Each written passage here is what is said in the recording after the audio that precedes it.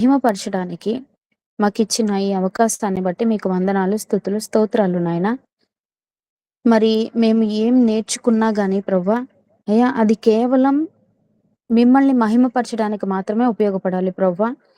దాని ద్వారా మేము ఏ విధంగా మా జీవితాల్ని మీకు దగ్గరగా తీసుకురాగలుగుతాము.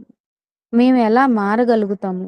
మీ సన్నిధిలో ఇంకా ఏ విధంగా ఎదగగలుగుతాం అనేది ప్రతీదీ ఇంకా మరి ఎంత ఎక్కువగా నాయనా నేర్చుకొని ఆత్మలో బలపడడానికి ఉపయోగపడే విధంగా ప్రతీదీ మేము నేర్చుకునే విధంగా మమ్మల్ని మార్చమని అడుగుతున్నాం నాయన.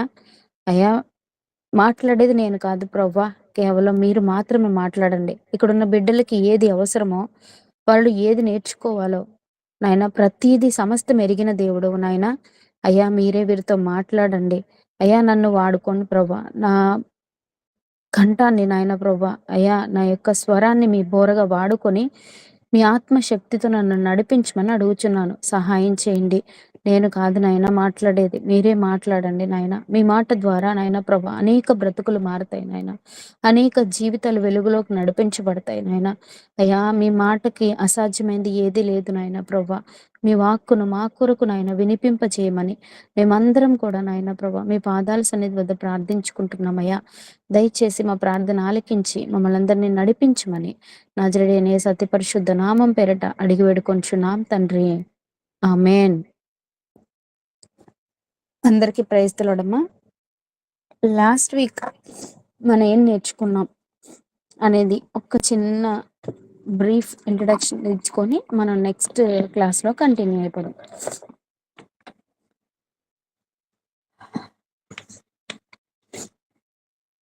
లాస్ట్ మనం ఏం నేర్చుకున్నాము అంటే కనుక, మానవుడు ఎవరు, అతనిలో ఉన్నటువంటి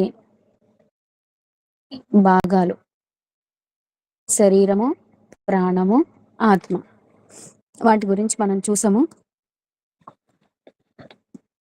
అయితే శరీరం అంటే ఏంటి, దాన్ని దేవుడు ఎలా సృజించారు, శరీరంలో ఉన్నటువంటి 2 భాగాలు ఏంటి అనేది చూసాం. దాని తర్వాత ప్రాణము అంటే మనస్సు గురించి మనం చూసాం. మనస్సు అనగానే అసలు దాన్ని ఏ విధంగా మనం ఒక అంచనా వేసుకోవాలి, దాని యొక్క వ్యక్తిత్వాన్ని ఏ విధంగా మనం తెలుసుకోవాలనే దాని గురించి చూసాం. తర్వాత ఆత్మను గురించి చూసాం. ఆత్మ మనల్ని దేవునితో ఎలా కలుపుతుంది, లేకపోతే అసలు ఆత్మను మనం ఏ విధంగా అంచనా వేసుకోవాలి అంటే మన ఆలోచనలు, భావాలు, చిత్తం వాటి ద్వారా మనం ప్రతిదాన్ని కూడా వాట్ ఈజ్ వాట్ అనేది మనం లాస్ట్ వీక్ చూసాం. మన ఆలోచనలు కానీ, మన భావాలు కానీ, మన చిత్తం కానీ ఆత్మ ద్వారా ఏ విధంగా ఉంటాయి, శరీరాన్ని మనం ఏ విధంగా వ్యక్తీకరించవచ్చు, ఆత్మని ఏ విధంగా వ్యక్తీకరించవచ్చు, మనసుని ఏ విధంగా వ్యక్తీకరించవచ్చు, మనసుకు ఆత్మకు ఉన్నటువంటి డిఫరెన్సియేషన్ ఏంటి, ప్రతిదీ కూడా మనం చూసాం. అయితే లాస్ట్ వీక్ మనం తెలుసుకున్నది ఏంటంటే ఏమిటి అనే దాని గురించి తెలుసుకున్నాం. అయితే ఇప్పుడు మనం ఏం చేద్దామంటే కనుక, ఏం నేర్చుకున్నాం దాని నుంచి అంటే, శరీరం అంటే ఏంటి, మనస్సు అంటే ఏంటి, ఆత్మ అంటే ఏంటి అనేది మనం తెలుసుకున్నాం. అసలు ఎందుకు తెలుసుకోవాలి, దానివల్ల తెలుసుకోవటం వల్ల ఉపయోగం ఏంటి మనకి, నెక్స్ట్ క్రిస్టియన్ ఆంథ్రోపాలజీని తెలుసుకుంటున్నాం కదా. హ్యూమన్ ఆంథ్రోపాలజీ అనుకున్నాం, క్రిస్టియన్ ఆంథ్రోపాలజీ, వీటన్నిటి గురించి తెలుసుకోవడం వల్ల మనకు ఉపయోగం ఏంటి, దానివల్ల ఏమైనా ఉపయోగం ఉందా లేదా అనే ఒక క్వశ్చన్ మనకి మనం వేసుకుంటే గనక, ఒకసారి ఏం నేర్చుకుంటున్నాము, ఎందుకు నేర్చుకుంటున్నాము, దాన్ని మనం ఏ విధంగా నేర్చుకోవాలి, ఏ విధంగా మన జీవితాలకు అన్వయించుకోవాలనే ఒక విషయాన్ని మనం క్షుణ్ణంగా పరిశీలించుకుందాం. మనకు మనం అంటే ఏ విధంగా అడుగుతున్నానంటే, మనకు మనం ఒక క్వెషన్ ఏసుకుందాం. ఎందుకసల? ఇప్పటి వరకు నేర్చుకున్నాం. ఓకే. 3 క్లాసులు అయినాయి అనుకుంటా. ఫోర్త్ క్లాస్ ఇది. 3 క్లాసెస్ నుంచి ఏం నేర్చుకున్నాం? ఏమైనా ఒక ఐడియా అనేది మీకు ఉందా? ఏం నేర్చుకున్నాం అనేది? పోనీ ఎందుకు నేర్చుకుంటున్నాం ఇది అనేది మీకేమైనా అర్థమయిందా? ఒకసారి ఆలోచిద్దామా? ఒక వచనాన్ని తీద్దామండి. 1 కొరింథీ 2 అధ్యాయం 10-14 వరకు ఒకసారి తీస్తే, దాని నుంచి మనం ఎందుకు నేర్చుకుంటున్నాం? క్రిస్టియన్ ఆంథ్రోపాలజీ అనే దాన్ని ఎందుకు నేర్చుకుంటున్నాం అనేది ఒకసారి తెలుసుకుందాం. ఒకసారి ఆ వచనాలు ఎవరైనా తీసి చదవండి. 1 కొరింథీ 2 అధ్యాయం 10-14 వరకు.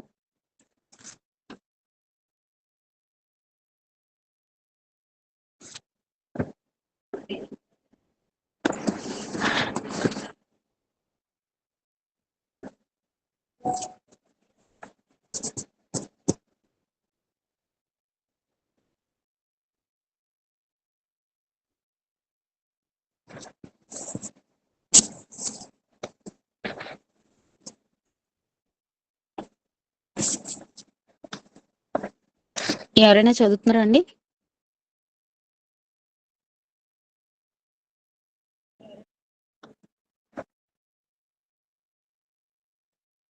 నా వాయిస్ వినిపిస్తుందండి?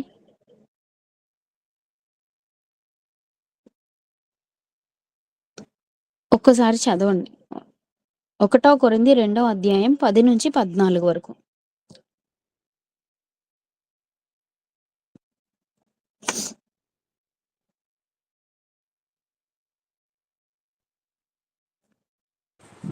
మనకైతే దేవుడు వాటిని తన ఆత్మ వలన బయలుపరిచి ఉన్నాడు. ఆ ఆత్మ అన్నిటినీ దేవుని మర్మములను కూడా పరిశోధించుచున్నాడు. ఒక మనుష్యుని సంగతులు అతనిలోనున్న మనుష్యాత్మకే గాని మనుష్యులలో మరి ఎవనికి తెలియను? అలాగే దేవుని సంగతులు దేవుని ఆత్మకే గాని మరి ఎవనికిని తెలియవు. దేవుని వలన మనకు దయచేయబడిన వాటిని తెలుసుకొనుటకై మనము లౌకికాత్మను కాక దేవుని యొద్ద నుండి వచ్చు ఆత్మను పొంది ఉన్నాము. మనుష్య జ్ఞానము నేర్పు మాటలతో గాక ఆత్మ సంబంధమైన సంగతులను ఆత్మ సంబంధమైన సంగతులతో సరిచూచుచు ఆత్మ నేర్పు మాటలతో వీటిని గూర్చే మేము బోధించుచున్నాము. ప్రకృతి సంబంధి అయిన మనుష్యుడు దేవుని ఆత్మ విషయములను అంగీకరింపడు. అవి అతనికి వెర్రితనముగా ఉన్నవి. అవి ఆత్మానుభవము చేతనే వివేచింపదగును గనుక అతడు వాటిని గ్రహింపజాలడు. ఓకే అమ్మా, థ్యాంక్ యూ. 1 కొరింథీ 2 అధ్యాయం 10-14 వరకు మనకు ఏం నేర్పిస్తుంది అని అంటే గనక, మనకైతే దేవుడు వాటిని తన ఆత్మ వలన బయలుపరిచి ఉన్నాడు. ఆ ఆత్మ అన్నిటినీ దేవుని మర్మములను కూడా పరిశోధించుచున్నాడు. ఒక మనుష్యుని సంగతులు అతనిలోనున్న మనుష్య ఆత్మకే గాని మనుష్యులలో మరి ఎవరికి తెలియను. అలాగే దేవుని సంగతులు దేవుని ఆత్మకే గాని మరి ఎవనికి తెలియను? దేవుని వలన మనకు దయచేయబడిన వాటిని తెలుసుకొనుటకై మనము లౌకికాత్మను కాక దేవుని యొద్ద నుండి వచ్చు ఆత్మను పొంది ఉన్నాము. మనుష్య జ్ఞానము నేర్పు మాటలతో గాక ఆత్మ సంబంధమైన సంగతులతో సరిచూచు ఆత్మ నేర్పు మాటలతో వీటిని గూర్చియే మేము బోధించుచున్నాము. ప్రకృతి సంబంధి అయిన మనుష్యుడు దేవుని ఆత్మ విషయములను అంగీకరింపడు. అవి అతనికి వెర్రితనముగా ఉన్నవి. అవి ఆత్మానుభవం చేతనే వివేచింపదగును గనుక అతడు వాటిని గ్రహింపజాలడు. ఈ వచనాలు మూల వచనాలుగా మనం తీసుకున్నట్లయితే గనక 11వ వచనంలో ఒక మాట ఉంది. మనుష్య సంగతులు అతనిలోనున్న మనుష్యాత్మకే గాని మనుష్యులలో మరి ఎవనికి తెలియను. అలాగే దేవుని సంగతులు దేవుని ఆత్మకే గాని ఎవనికి తెలియను. ఇక్కడ మనలో ఉన్నటువంటి మనుష్య ఆత్మకు దేవుని ఆత్మకు ఉన్నటువంటి పోరాటం అనేది మనకి కనిపిస్తుంది ఎక్కువగా. అంటే దేవుడు పంపినటువంటి ఆత్మానుసారంగా మనం నడవాలా? లేకపోతే శరీరానుసారమైన అంటే మనుష్య ఆలోచనలకు సంబంధించిన విధానంగా మనం ప్రవర్తించాలా? అనే దాని మధ్య ఉన్నటువంటి పోరాటం. దీనిలో మనం దేన్ని జయించాలి? ఏ విధంగా జయించాలి? అనే దాన్ని ఈ క్రిస్టియన్ ఆంథ్రోపాలజీ ద్వారా మనం తెలుసుకుంటున్నాం అన్నమాట. ఏ విధంగా జయించాలి? ఈ పోరాటం అనేది ఏ విధంగా జయించగలుగుతాము అనేది చూస్తే గనక మనం దేన్ని ఎక్కువగా పోషిస్తే దాని ద్వారా మాత్రమే మనం నడిపించగలుగుతాం అన్నమాట. ఎట్లా అంటే మనం ఏం చేస్తున్నామంటే ఫర్ ఎగ్జాంపుల్ గనక తీసుకుంటే డైలీ ఉన్నటువంటి పరిస్థితుల్లో నాకు బాగా నూడిల్స్ అంటే ఇష్టం. నూడిల్స్ తినడం ఇష్టం. లేకపోతే బేకరీ ఫుడ్ తినడం బాగా ఇష్టం. ఇంకా ఎట్లా అంటే ఫాస్ట్ ఫుడ్స్‌కి బాగా అలవాటు పడిపోయాననుకోండి. నా శరీరం ఏమవుతుంది అంటే బాగా లావైపోతాననమాట. అంటే నా శరీరానికి అవసరం లేనటువంటి ఎక్సెస్ అయిన కొవ్వు నాలో పెరిగిపోవటం వల్ల ఏమవుతుంది? నా శరీరం అనేది బాగా ఇష్టానుసారంగా తయారవుతది. డాక్టర్ దగ్గరికెళ్ళాలి. ఎళ్తే ఏమంటాడు? "అమ్మ నువ్వు కొంచెం తినే వాటిని కంట్రోల్ పెట్టుకోవాలి. చాలా జాగ్రత్తగా ఏదైతే శరీరానికి అవసరమో దాన్ని మాత్రమే తినండి.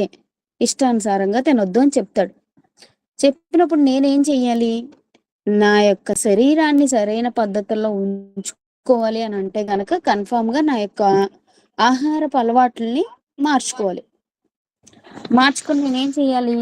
సరైన పద్ధతుల్లో దాన్ని పోషించినప్పుడు మాత్రమే అది సరైన సమపాళ్లలో ఉన్నప్పుడు మాత్రమే కేవలం మంచిగా పోషింపబడతది. ఇంకా చెప్పాలంటే కరెక్ట్‌గా తయారవుతదనమాట శరీరం. అలా గాకుండా నాకిష్టమైనయి నేను తినేస్తాను అంటే ఏమవుతుంది? శరీరానికి అనారోగ్యం కలుగుతుంది. అలాగే పాపం ఎందుకు చేయాలనిపిస్తుంది మనకి అనంటే, దానికి సంబంధించిన వాటిల్లో మనం ఎక్కువగా మన యొక్క మనస్సుని పోషిస్తున్నామా? అటువంటి సంగతులతో గాని, అటువంటి విషయాలతో గాని మనం పోషిస్తున్నామనుకోండి, దాని దాని అనుసారంగానే మన యొక్క శరీరం గాని, లేతే మన మనస్సు గాని ఆలోచనల వైపు వెళ్తా ఉంటది. మనం ఏం చేస్తామంటే మన బాడీకి ఏది నచ్చుతదో, మనసుకి ఏది నచ్చుతదో దాని వైపు ఎక్కువగా ఎళ్ళిపోతా ఉంటాం. కానీ ఏం చేస్తాం దాన్ని సమపాళ్లలో మనం అందించం. శరీరానికి గాని, మనసుకు గాని, ఆత్మకు గాని ఏం చేస్తా ఉంటాం? మనకి ఏది నచ్చింది మనకిష్టమైన మార్గంలో అంటే ఏంటి? ఒక క్రమ పద్ధతి లేని విధానంలో మన నోటికి ఏది నచ్చింది దాన్ని తింటూ ఎళ్ళిపోయి దాన్ని ఒక కంట్రోల్‌లో పెట్టలేదనుకోండి, పాడైపోయేది మన శరీరం, మన ఆరోగ్యం. ఇంకా చెప్పుకోవాలనుకుంటే మనకున్న పరిస్థితులు దానివల్ల పాడైపోతా ఉంటాయి. ఒకవేళ బాడీనే పోషించాలి. మనకున్నవేంటి? మనం తెలుసుకున్నదేంటి లాస్ట్ క్లాస్‌లో? మన యొక్క జీవితం మామూలుగా మన యొక్క విధానం ఏంటి? మన బాడీ యొక్క నిర్మాణం ఏ విధంగా ఉంది? లేకపోతే మనం ఏంటి ఆత్మీయ పరంగా చూసుకుంటే గనక బాడీ, సోల్, స్పిరిట్. వీటి మూడిటి కలయికే మన యొక్క మనిషి ఆహ్, జన్మ అన్నమాట. దీని అర్థం ఇది. ఆ మూడిటి కలయిక మనం ఏ విధంగా చూస్తున్నాం అనంటే గనక బాడీని ఎక్కువగా పోషిస్తున్నాం అనుకోండి. ఫర్ ఎగ్జాంపుల్ ఏ విధంగా పోషిస్తున్నామంటే ప్రతిరోజు లేసిన దగ్గర నుంచి షార్ట్స్ చూస్తా ఉంటాం. లేదు నేను అందంగా ఉండాలి అని చెప్పేసి అందం మీద ఎక్కువ ఫోకస్ పెడతాం. లేకపోతే వేరే వాళ్ళు అందంగా ఉంటేనే మనం వాళ్ళతో మాట్లాడతాం. లేకపోతే వేరే వాళ్ళ అందాన్ని మాత్రమే చూస్తాం. ఎప్పుడు కూడా బాడీని ఎక్కువగా ఏం చేస్తాం అంటే ఫిజికల్ సాటిస్ఫాక్షన్ చేద్దాము అని అనుకుంటాం అనమాట. పైకి కనిపించే విధానాన్ని మంచిగా మార్చుకుందాం అని చెప్పేసి అనుకుంటా ఉంటాం. ఎప్పుడు మామూలుగా ఏంటి మన బాడీ అంటే ఏంటి? మన యొక్క మనం మనిషిగా ఉన్నామనంటే ఏమనుకున్నాం మన యొక్క బాడీ, సోలు, స్పిరిట్ ఇవన్నీ కూడా అనుకుంటున్నాం కదా! బాడీ ఏంటి? మనం ఎప్పుడు పైకి చూసేది మాత్రమే. ఏంటి? What you see. What you see and what you feel is a body. Next ఆ బాడీ మీద ఎక్కువ ఫోకస్ పెట్టేసాం. ఏం చేస్తున్నాం? మన తిండి విధానం గాని, లేకపోతే మనం నిద్రపోవడం గాని, ఎక్కువగా మన శరీరానికి మనం రెస్ట్ ఎక్కువ ఇచ్చేసి, లేతే మన శరీరానికి ఏది ఇష్టమో అది చేస్తూ, ఫిజికల్ సాటిస్ఫాక్షన్ ఎక్కువగా చేస్తున్నామనుకోండి, రాంగ్ ఫీడింగ్ చేస్తున్నట్టనమాట. ఏంటి ఓన్లీ బాడీకి మాత్రమే. నువ్వు నీ మనసును గాని, లేకపోతే స్పిరిట్‌ని గాని ఏ విధంగా పట్టించుకోవట్లేదు అని అనుకుంటే గనక, దానికి మంచి లేకపోతే మంచి ఆరోగ్యాన్ని ఇవ్వగలుగుతామా? ఇష్టానుసారంగా మన బాడీకి ఫాస్ట్ ఫుడ్ ఇష్టం అని తినేసామనుకోండి, దానివల్ల ఏమవుతుంది? లేనిపోని బాడీని పాడు చేసే విధానం ఎక్కువగా అంటే అన్‌హెల్తీ విధానాన్ని ఎక్కువగా నేర్పిస్తున్నాం. ఎక్కువగా అతి నిద్రపోవడం, అతిగా తినడం, లేకపోతే అతిగా దాన్ని ఏదో దాని యొక్క పైపై మెరుగులు చూసుకోవటం అంటాం కదా! ఆ విధంగా మనం బాడీని ఫీడ్ చేస్తున్నాం అనుకోండి. దానివల్ల మనకొచ్చేటువంటి ఇబ్బందులేంటంటే, ఇందాక మాట్లాడుకున్నాం కదా! ఒబెసిటీ పెరిగిపోద్ది. డాక్టర్ ఏం చేస్తాడు? అలా కాదమ్మా! నువ్వు దానికి తగ్గటువంటి విధానాలనివ్వాలి. అంటే ఏంటి అనంటే, ఫస్ట్ బాడీ గురించి మనం చూద్దాం. బాడీకి ఏం కావాలి? నార్మల్‌గా బ్రతకడానికి ఏ మనిషి అయినా తినాలి. మంచి ఫుడ్ తినాలి. అంటే ఒక బాడీ సరైన క్రమంలో మంచి పద్ధతిలో పెరగాలంటే, మనం సరైన ఆహారాన్ని పెట్టగలగాలి. శరీరానికి తగినటువంటి నీరుని ఇవ్వగలగాలి. దానికి తగినటువంటి షెల్టర్ ఇవ్వగలగాలి. అంటే దాన్ని చక్కగా మనం ఉంచగలగాలనమాట. దానికి తగినటువంటి ఎండ, వేడి, చలి ప్రతీదీ కూడా దానికి తగినటువంటి పరిస్థితుల్ని మంచిగా కల్పించగలగాలి. దాని తర్వాత ఫిజికల్ హెల్త్. మనం ఏం చేస్తాం నార్మల్‌గా మార్నింగ్ లేచింది మొదలు మాకు ఇన్ని గంటలు నిద్ర అనేది ఉండాలి అని చెప్పేసి మనకి చెప్తూ ఉంటారు. బాడీ హెల్త్ పరంగా లేకపోతే ఏ విధంగానైనా మంచిగా ఉండాలి. మీ మైండ్ సరిగ్గా పనిచేయాలన్నా ఏదైనా ఏం చేయాలి? ఇన్ని గంటలు నిద్ర కావాలి. కానీ ఇప్పుడు ఉన్న పిల్లలు గాని, లేకపోతే ఇప్పుడున్నటువంటి మన సమాజంలో ఫోను వాడకాలు ఎక్కువైపోయి ఏం చేస్తున్నామంటే, మన బాడీకి ఏది అవసరమో దాన్ని సరైన క్రమంలో మనం అందించలేకపోతున్నాం. పూర్వం రోజుల్లో అయితే చక్కగా 7కి పడుకునేవారు. మళ్ళీ ఉదయం 4 గంటలకి, 3 గంటలకి, 5 గంటలకి నిద్ర లేచేవారు. వాళ్ళ యొక్క ఫిజికల్ హెల్త్ అనేది చాలా బావుండేదనమాట. కానీ మన నేటి సమాజంలో మనం ఏం జేస్తున్నామంటే, ఎక్కువ సమయం బాడీని సరిగ్గా పోషించగలుగుతున్నామా లేదే అనే ఆలోచన లేకుండా అంటే మనకిష్టం వచ్చినట్టు కాదు. సరైన పద్ధతుల్లో పోషిస్తున్నాం అనేది లేకుండా మనం ఏం జేస్తున్నామంటే ఫిజికల్ హెల్త్‌ని పాడు చేసుకుంటున్నాం. సరైన సమయానికి నిద్రపోవడం, సరైన సమయానికి నిద్ర లేవడం, లేకపోతే ఇన్ని గంటలు వ్యాయామం చేయాలి, లేతే ఇన్ని గంటలు నేను ఈ విధంగా ఉండాలి అనేది ఒక క్రమ పద్ధతి అనేది బాడీకి అలవాటు చేయాలి. క్రమమైన తినే విధానాన్ని అలవాటు చేయాలి. క్రమంగా నీటిని తాగే విధానాన్ని అలవాటు చేయాలి. క్రమంగా ఫిజికల్ హెల్త్ అనేది సక్రమంగా ఉండాలి అంటే గనక మంచి పద్ధతిలో మనం దాన్ని పోషించుకోగలగాలి. అలాగే నీకు ఎనర్జీ కావాలి. మంచి హెల్తీ ఎనర్జీ అనే దాన్ని తెప్పించుకోవడం కోసం ఏ విధంగా ఉండాలి? ఎక్కువ ఎలా వాక్ చేయాలి? లేకపోతే ఏ విధంగా ఇంకా మనం బెటర్ హెల్త్ అనేది తెప్పించుకోవాలంటే ఏ విధంగా ఉండాలి? మన హార్మోన్స్ ఇంబాలెన్స్ అవ్వకుండా ఉండాలంటే మనం ఎట్లా ఉండాలి?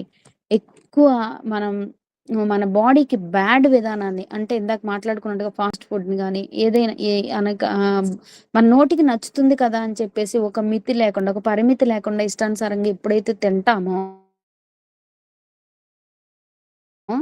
దానివల్ల ఏమవుతుంది? మనకున్నటువంటి శరీరాన్ని సక్రమంగా పోషించబడక, అది రాంగ్ ఫీడింగ్‌లోకెళ్ళిపోయి, దాని ఇష్టానుసారంగా అది తయారవుతది. దాన్ని మనం ఏమనుకుంటాం? అబ్బాయి నాకిష్టమైంది నేను తిన్నా. నాకిష్టమైంది నేను జేస్తా. అనుకున్నప్పుడు అది బాడీకి సక్రమైన ఫీడింగ్ అంటారా? కాదు. కాబట్టే ఆహ్, యాస్ ఎ క్రిస్టియన్‌గా నువ్వు బాడీ అంటే ఏంటో చూసాం లాస్ట్ టైమ్. శరీరం. శరీరం అంటే ఏంటనేది తెలుసుకున్నాం. ఇప్పుడు దాన్ని ఎలా ఫీడ్ చెయ్యాలి అనే దాన్ని తెలుసుకుంటున్నాం అన్నమాట. దీనిని కూడా మనం ఒక రకంగా చూసుకుంటే దేవునిలో ఎదగడానికి ఒక భాగంగా మన శరీరాన్ని ఉపయోగించుకోవాలి ఫస్ట్. ముందు శరీరాన్ని కంట్రోల్ చేసుకోగలగాలి. నాకిష్టం వచ్చింది కదండీ! నా కంటికి నచ్చింది కదండీ! నేను అది చూస్తానండి. అది బ్యాడ్‌గా ఉన్నా గాని నా కంటికి నచ్చింది కాబట్టి నేను చూస్తాను. లేకపోతే అది చాలా బావుంది గాబట్టి నా శరీరం వద్దంటున్నా గాని దాన్ని నేను ఇంకా తింటాను అని అనుకునే విధానం కరెక్ట్ కాదు. ముందు నీ బాడీని కంట్రోల్ చేసుకోవాలి. ఎందుకు బాడీ అంటే ఏంటి అనేది నేర్చుకున్నాము. దాని తర్వాత దాన్ని నువ్వు ఎలా కంట్రోల్‌లో పెట్టుకోగలగాలి? ఏ విధంగా ఉండాలి? అనే దాని గురించి నేర్చుకుంటున్నాం. అందులో భాగంగానే మనం ఏ విధంగా ఫుడ్ తీసుకోవాలి? ఏ విధంగా వాటర్ తీసుకోవాలి? బాడీకి ఫిజికల్ హెల్త్ ఉండాలంటే ఏ విధంగా ఉండాలి? హార్మోన్స్ ఇంబాలెన్స్ అవ్వకుండా ఉండాలంటే ఎట్లా ఉండాలి? హైజీన్ అంటే నీట్‌నెస్ మెయింటైన్ చేయాలి. మనం ఎలా పడితే అలా ఉంటామండి. కానీ ప్రార్థన చేసుకుంటామండి. లేకపోతే ఎలా అండి, అలా అండి. పైకి చెప్తాం మాటలు. కానీ మన డ్రెస్సింగ్ స్టైల్ గాని, లేకపోతే మనం మెయింటైన్ చేసే మన ఆహ్, కరెక్ట్‌గా చెప్పాలంటే హైజీన్‌గా ఉండడం అంటే ఏంటి? నీట్‌నెస్‌గా ఉండే విధానం లేకుండా ఎలా పడితే అలా ఉంటామండి. అది కరెక్ట్ విధానం కాదు. సరైన నిద్ర కంపల్సరీ నీ బాడీని మంచి విధానంలో పెంచాలి. లేకపోతే మంచి విధానంలో ఉంచుకోవాలి అనంటే గనక సరైన నిద్ర అనేది ఉండాలి. ముందుగా అనవసరమైన టైమింగ్స్‌లో నిద్రపోవడం, ఇష్టానుసారమైన టైమింగ్స్‌లో నిద్ర లేవడం, ఆ విధానాలనేవి కరెక్ట్ కాదు బాడీకి. అలాగే ఎక్సర్సైజ్ చేస్తే తప్పండి. క్రిస్టియన్స్ జిమ్‌కెళ్ళకూడదండి. ఆ విధానాలు అవేమీ కాదు. నీ బాడీని సరైన పద్ధతుల్లో ఫస్ట్ నువ్వు చూసుకోగలుగుతున్నావా లేదా? దానికి సంబంధించి నువ్వేం చెయ్యాలి దానికి? దానికి నువ్వేమివ్వాలో అది ఇవ్వాలి కంపల్సరీ. నెక్స్ట్ రిక్రియేషన్, ఫన్ ఇవన్నీ చూసాం గదా! మనం food, water, shelter, physical health ఇవన్నీ చూసాం. కానీ కొంతమందుంటారు రిక్రియేషన్ అండ్ ఫన్. టైమంతా నేను ఎంజాయ్ చేయడానికే ఉపయోగిస్తా. అంటే బాడీని సంతోషపెట్టే విధంగానే ఉంటా. అంటే కుదురుతదా? కాదు. ఇవన్నీ కూడా సమపాళ్లలో ఎప్పుడైతే ఇస్తామో, ఒక బాడీకి ఏ విధమైన ఫుడ్ ఇవ్వాలి? ఎలా వాటర్ ఇవ్వాలి? ఫిజికల్ హెల్త్ ఎట్లా ఇవ్వాలి? హైజీన్‌గా ఎలా మెయింటైన్ చేయాలి? స్లీప్ ఎప్పుడు ఎలా ఉండాలి? ఎక్సర్సైజ్ ఎలా చేయాలి? లేకపోతే ఫన్ అనేది ఎప్పుడు ఇవ్వాలి? అనేది ప్రతి దాన్ని కూడా ప్రాపర్ వేలో నువ్వు ఏ విధంగా అందించగలుగుతావో, అలా అందించినప్పుడు మాత్రమే నీ బాడీ సరైన విధానంలో ఫీడ్ అవుతుంది. ఫీడ్ అయ్యి సరైన అటువంటి కంట్రోల్ అనేది నువ్వు నీ బాడీని చేసుకోగలుగుతావు. అప్పుడు నీకు మంచి ఆరోగ్యం అనేది ఉంటుంది. ఆ విధంగా ఫీడ్ చేయాలి బాడీని. అలాగే బాడీని ఫీడ్ చేయడం ఏంటి అనేది మనం చూసాం. ఏ విధంగా ఫీడ్ చేయాలో కూడా చూసాం. దాని తర్వాత మనకున్నటువంటిదేంటి అంటే గనక నెక్స్ట్ స్టెప్‌కెళ్తే సోల్ మనసు. మనసును మనం ఏ విధంగా విభజించుకున్నాం మామూలుగా మనం లాస్ట్ క్లాస్‌లో చదువుకున్న దాని ప్రకారం ఏమనుకున్నాం అనంటే గనక మైండ్, విల్, ఎమోషన్స్ మన యొక్క మైండ్ ఆలోచనలు ఏ విధంగా ఉంటున్నాయి. లేకపోతే మన విల్ పవర్ ఎట్లా ఉంది. లేకపోతే మన యొక్క ఎమోషన్స్‌ని మనం అసలు ఎలా కంట్రోల్ చేసుకోవాలి? ఏ విధంగా చేసుకుంటున్నాం. అసలు ఇవన్నీ జరగాలంటే సోల్ గురించి మనకు అర్థం గావాలి. దాన్ని ఎలా ఫీడ్ చేయాలో మనకు అర్థం గావాలి ఫస్ట్. ఎగ్జాంపుల్‌గా మనం మాట్లాడుకుంటే మంచి సంబంధం కలిగి ఉన్న వాళ్ళతో, మనకిష్టమైన వాళ్ళతో మనం ఉన్నామనుకోండి, మన హృదయం అనేది ఒకలా ఆలోచిస్తది. అదే మనకిష్టం లేని వాళ్ళతో ఉన్నామనుకోండి, డిస్టర్బ్డ్‌గా మనసంతా చాలా చిరాకుగా ఉన్నట్టుగా, ఇష్టానుసారంగా ఉంటది. అలాగే పచ్చని చెట్ల మధ్య మనం తిరుగుతూ ఉన్నాం అనుకోండి, మన యొక్క హృదయం అనేది చాలా ఆహ్లాదకరంగా చాలా బావుంటది. అలా కాకుండా ఎండలో ఉంటే అదొక అదొక టైప్ ఆఫ్ ఫీలింగ్ అనమాట. అదొక ఇరిటేషన్ ఫీలింగ్ అలా కలుగుతా ఉంటది మనకి. అయితే అసలు మన సోల్‌ని ఏ విధంగా మంచిగా ఫీడ్ చేయాలి? బాడీని ఏ విధంగా మంచిగా ఫీడ్ చేయాలో చూసాం కదా! మన యొక్క సోల్‌ని ఏ విధంగా మంచిగా ఫీడ్ చేయాలి అనేది చూస్తే గనక ఫస్ట్ పాజిటివ్ సెల్ఫ్ టాక్. మనతో మనం మాట్లాడుకోవడం. Self talk. Positive self talk. అంటే ఏ విధంగా మాట్లాడుకోవాలి అంటే ముందు నెగెటివ్ తెలుసుకుంటే మనకి పాజిటివ్ సెల్ఫ్ టాక్ ఏంటో అర్థమవుద్ది. ఇప్పుడు ఎవరైనా వచ్చి ఏమంటారంటే నిన్ను, "అబ్బే! నువ్వు చాలా పొట్టిగా ఉన్నావు. ఇంకొంచెం హైట్ ఉంటే బావుండేదానివి." ఇంకొంతమంది అంటారు, "అబ్బా! కొంచెం కలర్ ఉంటే బావుండేది నువ్వు. ఇలా ఉన్నావు. కలర్ ఉంటే ఇంకా చాలా బావుంటాయి." "అబ్బే! నీ జడేంటి అంత షార్ట్‌గా ఉంది. ఇంకొంచెం పొడుగ్గా ఉంటే ఇంకా చాలా బావుండేది కదా!" అని ఎవరైనా అన్నారనుకోండి, వెంటనే మనకేమనిపించేస్తదంటే మన ఆలోచనలు ఎట్లా ఉంటది, అబ్బే! నేను బాలేదనమాట. నేనసలు అందంగా లేను. ఏంటి నిజమే కదా! ఇలా ఉంటే బావుండేదేమో ఇంకా అని అనిపించగానే మనం ఎట్లాగెళ్ళిపోతాం, మనకి మనం నెగెటివ్ అయిపోతున్నాం. మన మనసులో ఎట్లా వస్తుంది, నెగెటివ్ థాట్స్ అనేవి మనకొచ్చేస్తున్నాయి. నెగెటివ్ టాకింగ్ అనేది సెల్ఫ్ టాకింగే. కానీ ఎట్లా ఉంటుంది అనంటే గనక పాజిటివ్ వేలో ఉంటలా. నెగెటివ్ వేలోకెళ్ళిపోతున్నాం. నెగెటివ్ వేలోకెళ్ళిపోయి అక్కడి నుంచి మనం ఏ విధంగా ఎళ్తున్నాం అంటే, ఒక రకంగా చూసుకుంటే నీకు నువ్వు వ్యతిరేకం అవ్వడమే గాకుండా, నిన్ను నిర్మించినటువంటి దేవునికి వ్యతిరేకమైపోతున్నావు. అబ్బే! దేవుడేంటి నన్నిలా చేశాడు, అవతల వ్యక్తిని చేశాడు కదా! వాళ్ళు చాలా అందంగా ఉన్నారు కదా! వాళ్ళు చాలా హైట్‌గా ఉన్నారు కదా! చాలా బాగున్నారు కదా! అని చెప్పేసి అట్లా ఆలోచన నీకెట్లా ఉంటదంటే, ఆఖరికి దేవుడే నన్ను కరెక్ట్‌గా చేయలేదసలు. అసలు దేవుడే కరెక్ట్ కాదు అన్న టైపులోకి నీ ఆలోచనలనేవి వెళ్ళిపోతున్నాయన్నమాట. కాబట్టి అలాంటి ఆలోచనలు కాదు మనకి. దేవుడు నిన్ను నిర్మించాడంటే నీకొక పర్పస్ ఉంది. లేకపోతే నిన్ను నీకులా నిర్మించాడంటే, నీ యొక్క పోలికతో ఆయనకో పర్పస్ ఉంది. నీ ఆలోచనతో పర్పస్ ఉంది. నీ యొక్క మనసుతో, నీ హృదయం యొక్క తలంపులతో ఆయనకి ఒక పర్పస్ ఉంది. కాబట్టి నిన్ను చేశాడు. ఎంతో ఇష్టపడి చేసుకున్నా. ఇప్పుడు తల్లిదండ్రులకి పిల్లలు ఎట్లా ఉండాలని ఇష్టమే కదా! దేవుడు నిన్ను నిర్మించిన దానికి ఒక ఒక పనుంది నీకు. దాన్ని నువ్వు వెతకకుండా నేను ఎలా ఉన్నానేంటి, అలా ఉన్నానేంటి అని చెప్పేసి ఎప్పుడూ కూడా నెగెటివ్ సెల్ఫ్ టాక్‌లోకి ఎళ్ళకూడదు. కంపల్సరీ మనకంటూ పర్పస్ ఉంది. దేవుడు మనల్ని ఇలా తయారు చేశాడు. ఎందుకు? ఏం పనుంది నాతోటి అని చెప్పేసి ఎప్పటికప్పుడు ప్రభువా నేనేంటి? ఎందుకు పుట్టాను? లేకపోతే ఏం చెయ్యాలి నేను? ఎలా?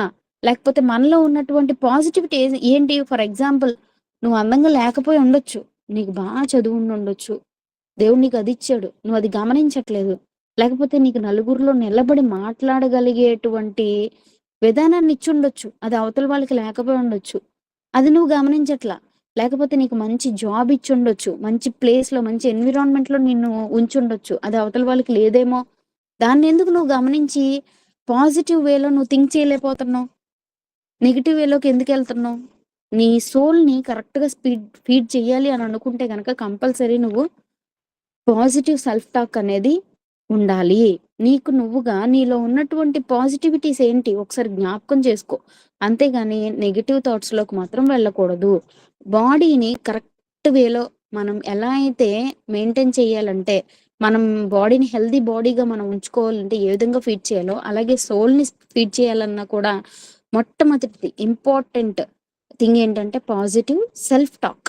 మనలో ఉన్నటువంటి ఏంటి? దేవుడు మనకిచ్చినటువంటి అర్హతలేంటి? ఘనతలేంటి? ప్రతిదాన్ని మనం ఎప్పటికప్పుడు చేసుకుంటా ఉండాలన్నమాట. Next expression. Expression of self. Expression of self. మనకు కొన్ని హావభావాలుంటాయి. మనకి ఏదైనా విన్నప్పుడు గట్టిగా నవ్వాలనిపిస్తది. ఎప్పుడు వింటూ ఉండేటువంటి ఒక పాత మాటేంటంటే, ఆడపిల్లలు గట్టిగా నవ్వకూడదంటారు. మగపిల్లలు ఏడవకూడదంటారు.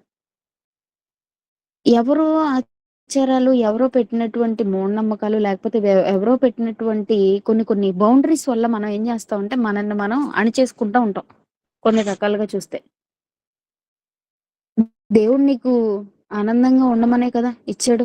మంచి ఇదినిచ్చాడు. నవ్వగలిగే శక్తిని ఇచ్చాడు. లేకపోతే మంచిగా ఉండగలిగే అవతలి వాళ్ళకి ఇబ్బంది కలగకుండా లేకపోతే విధానం ఈ అవతలి వాళ్ళకి చిరాకు అనిపించకుండా నువ్వు చెయ్యొచ్చు గానీ, అలానే నీకున్నటువంటి హావభావాల్ని అణిచేసుకొని లేకపోతే నీకున్నటువంటి ఎక్స్‌ప్రెషన్స్‌ని బయలుపరచకుండా ఉండే విధంగా జడిసిపోయి బ్రతకాల్సిన అవసరం లేదు. నీకున్నటువంటి దేవుడిచ్చినటువంటి ఒక స్వభావాన్ని నువ్వు దాన్ని అణిచేసుకొని నీకిష్టం లేని విధంగా లేకపోతే ఎవరికో నచ్చాలి నేను, ఎవరికో విధంగా ఉండాలి అన్నటువంటి విధానాలొద్దు. దేవుడు మనకిచ్చినటువంటి ఎక్స్‌ప్రెషన్ అంటే మనకి దేవుడు ఇచ్చినటువంటి స్వభావాన్ని బయటకు వ్యక్తీకరించడానికి ఎవరో కూడా భయపడాల్సిన అవసరం లేదు.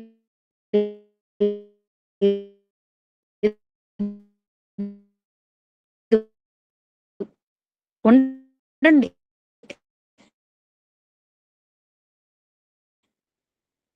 కానీ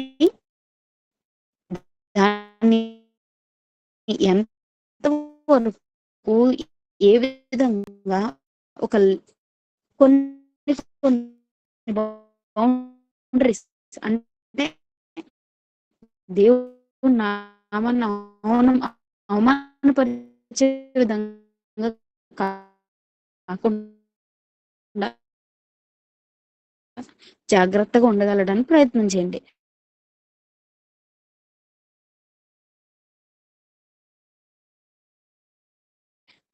అలా ఎక్స్‌ప్రెషన్ టు సెల్ఫ్ నీకు ఏదంటే అది చెయ్యి. అంతే తప్ప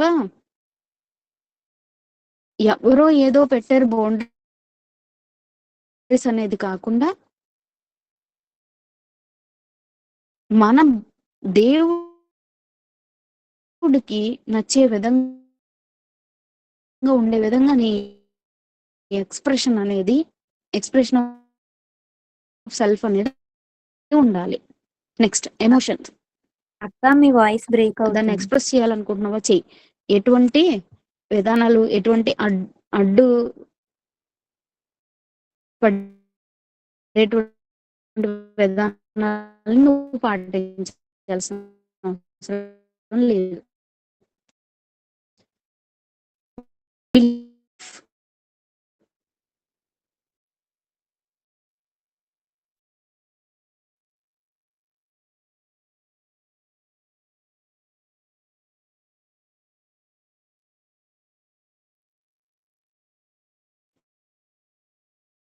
నెక్స్ట్ వన్ బిలీవ్. మీ వాయిస్ ఏమి వినిపించట్లేదండి. అంటే నమ్మకం.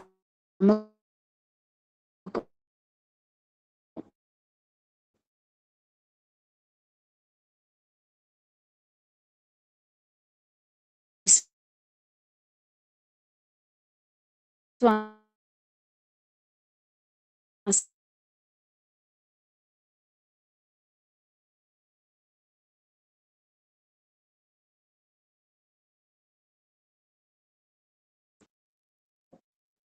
మనం హార్ట్ బీట్ ఎంత ఉందంటే 160 ఉందంట. అంటే అతనిది. ఎందుకు?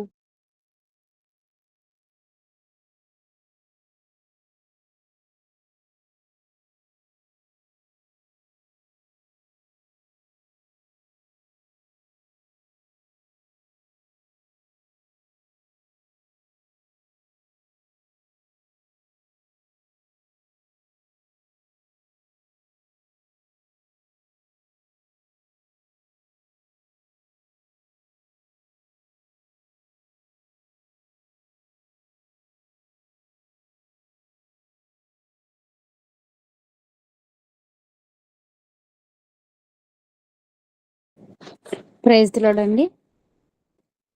వాయిస్ వినిపిస్తుందా ఇప్పుడు? ఓకే. వినిపిస్తుంది అక్క. ఎక్కడితో కట్ అయిపోయింది ఒకసారి ఎవరైనా చెప్పగలరా?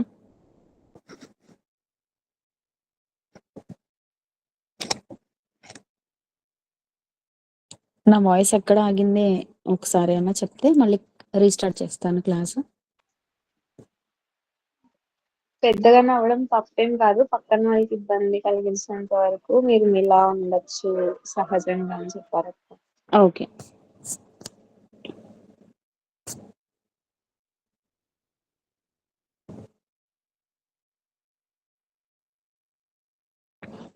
ఓకే. మన ఎమోషన్స్‌ని అంటే పెద్దగా నవ్వడం అనేది ఒకటి ఎగ్జాంపుల్ అని కాదు గానీ, మీకు అర్థం కావాలని నేను చెప్తున్నా. మనలో ఉన్నటువంటి ఫీలింగ్స్‌ని దాచుకొని బ్రతకాల్సిన అవసరం అంటే, ఎదుటి వాళ్ళ కోసం దాచుకొని బ్రతకాల్సిన అవసరం లేదు. దేవుడు మనకిచ్చినటువంటి స్వభావాన్ని తగ్గించేసుకోనో, లేకపోతే ఎవరో ఏదో అనుకుంటారనే విధానంలో కాకుండా, మంచి విధానంలో నువ్వున్నప్పుడు, నీకు నీ మనసుకి ఆహ్లాదకరంగా లేకపోతే నీ యొక్క ఎక్స్‌ప్రెషన్ అనేది బయటికి వ్యక్తపరిచే టైంలో కూడా నువ్వు ఏదో ఎవరో అనుకుంటారనే విధానంలో ఉండిపోకుండా, అలాగని చెడ్డ విధానంలో కాకుండా, దేవునికి మహిమపరిచే విధంగా లేకపోతే ఏ విధంగా అయితే మనకి చెప్పారో ఆ విధమైన విధానంలో ఉండడం మంచిది. అంతే తప్ప మన ఎక్స్‌ప్రెషన్స్‌ని అణుచుకొని, దాన్ని మన అంటే మానసిక ఆనందాన్ని కోల్పోయే విధంగా ఉండాల్సిన అవసరం లేదు. ఓకేనా? Next belief. నమ్మకం. నమ్మకం దగ్గరకొచ్చేటప్పటికి మనం ఒక చిన్న ఎగ్జాంపుల్ చెప్పుకుందాం. నమ్మకానికి చూసుకుంటే గనక మన పైన మనకి విశ్వాసం అనేది ఎప్పుడు పెరుగుతుంది అనంటే, ఫర్ ఎగ్జాంపుల్ ఒక వ్యక్తిని బంగీ జంప్ చేయించడానికి ఒక బ్రిడ్జ్ పైన నిలబెట్టారంట. నిలబెట్టినప్పుడు అతని యొక్క హార్ట్ బీట్ చెక్ చేస్తే 160 ఉందంట. చాలా భయపడుతున్నాడు. అతని యొక్క హార్ట్ బీట్ పెరిగిపోయింది. దాని తర్వాత దూకడానికి స్టార్ట్ అయ్యాడింక. స్టార్ట్ అయ్యేటప్పటికి ఇంకా భయం పెరిగిపోయింది. అతని హార్ట్ బీట్ 180లోకి వెళ్ళిపోయిందంట. వెళ్ళిపోయింది. ఇంకా బాగా భయం ఎక్కువైపోయింది అతనిలో. దాని తర్వాత ఒక్కసారిగా ఇతను దూకేశాడు. దూకే వరకు కూడా అతనికొక నమ్మకం లేదనమాట. ఎందుకు? దేని మీద నమ్మకం లేదంటే, అతను పడిపోతాడేమో, ఆ థ్రెడ్ అతన్ని ఆపుతుందో లేదో, లేకపోతే ఏమైపోద్దో, ఏం జరిగిపోద్దో అనే ఒక టెన్షన్ అతనిలో ఉండడం వల్ల ఏమైందంటే తన హార్ట్ బీట్ పెరిగిపోయింది. తర్వాత గాల్లోకి వెళ్ళిపోగానే అతని హార్ట్ బీట్ 70కి వచ్చేసిందంట. అంటే ఏమైంది అక్కడంటే, ఆ తాడు తనని కాపాడద్దో లేదో అనే ఒక అపనమ్మకంతోటి భయం అనేది రావడం వల్ల తనకేమైంది అంటే టెన్షన్. ఆ టెన్షన్‌కి అతని హార్ట్ బీట్ అనేది పెరిగిపోయింది. దాని తర్వాత గాల్లోకెళ్ళిన తర్వాత ఆ తాడు ఎప్పుడైతే తనని హోల్డ్ చేస్తుంది, పట్టుకుంటుందనే ఒక నమ్మకం రాగానే ఏమైందంటే, ఓకే. నేను ఎన్విరాన్మెంట్‌ని ఎంజాయ్ చేయాలి ఇప్పుడు. నాకు అది ప్రొటెక్షన్ ఇచ్చింది అనే ఒక నమ్మకం వచ్చిన తర్వాత ఏమైంది? తన హార్ట్ బీట్ అనేది నార్మల్ అయ్యి చాలా హ్యాపీగా ఉన్నాడంట. అప్పుడు తన హార్ట్ బీట్ అనేది 70కి వచ్చింది. నమ్మకం కూడా అంతే మన బ్రతుకుల్లో. నిజంగా చాలా పరిస్థితుల్లో మనం ఎంత కంగారు పడిపోతామంటే, అది ఇంక మన హార్ట్ బీట్ అప్పుడు చూస్తే 200కి వెళ్ళిపోయిందేమో అనిపిస్తది. నేను చాలా సార్లు ఆ పరిస్థితులు అనుభవించాననమాట.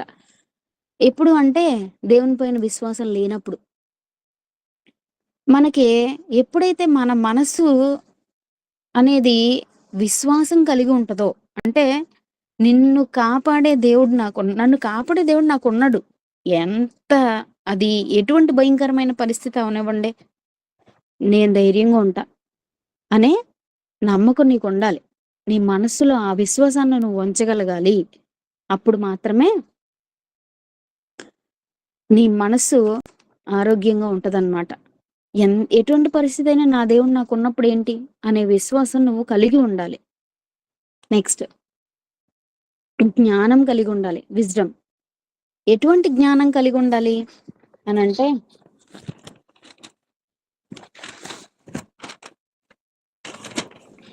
దేవునికి సంబంధించినటువంటి జ్ఞానం. లేకపోతే ఏ విధంగా మనం ఈ లోకానుసారంగా లోకంలో ఉన్నటువంటి పరిస్థితులను జయించగలగాలి దేవుని జ్ఞానంతో అనే ఒక ఆలోచన కలిగి ఉండాలి. అటువంటి తెలివితేటలు కలిగి ఉండాలి. అలా కాకుండా ఎవరినైనా మోసం చేయాలంటే అసలు ఈ పర్సన్ తర్వాతే ఇంకెవరైనా ఉంటారండి. ఈ పర్సన్‌ని మించి మోసం చేయడం అనేది ఇంకెవ్వరికీ రాదు. అంత తెలివైన వాడండి అనంటే, అలాంటి తెలివి నేర్చుకోవడం వల్ల మనకి ఉపయోగం అయితే ఏమీ ఉండదు. ఎవరినైనా మనం మోసం చేస్తే ఆటోమేటిక్‌గా దాని తర్వాత పర్యవసనాలనేవి మనం అనుభవించాల్సిన అవసరం ఉంటది. కాబట్టి ఎట్లా ఉండాలంటే విజ్డమ్ కూడా పాజిటివ్‌గా ఉండాలి. ఎప్పుడు ఆ విజ్డమ్ అనేది పాజిటివ్‌గా ఉంటదంటే, నీ యొక్క నమ్మకం దేవుని పైనుంచి, నీ యొక్క మార్గాలు దేవుని వైపుకి నడిచినప్పుడు మాత్రమే నీ సోల్ అనేది మంచి విజ్డమ్ కలిగిన విధానంగా ఉంటది. ఓకే. Next education. ఎడ్యుకేషన్ చూస్తే దేని గురించి నేర్చుకోవాలి అంటే, మంచి మార్గాల వైపు వెళ్ళాలి అనంటే గనక మనం మంచి విద్యను అభ్యసించగలగాలి అనంటే, ఎగ్జాంపుల్ చదువు గురించి మనం మాట్లాడుకుంటున్నాం కాబట్టి చదువు ఉండాలి.